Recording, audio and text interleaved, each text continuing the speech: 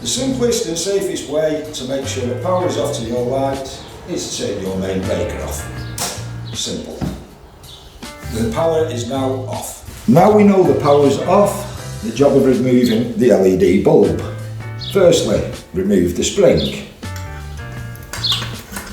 Secondly, anti-clockwise, remove the bulb.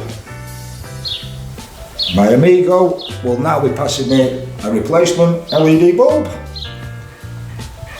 Place into the holes, turn clockwise. Replace the bulb into the fitting. Replace the retention spring. Simple as that. One bulb replaced. We've now replaced the light bulb, turned the power on at the main breaker. Now to turn the lights on. Bingo. That's how simple to replace an LED lamp. If this has helped you along the way, please like and subscribe to our channel. Thank you. Enjoy your day.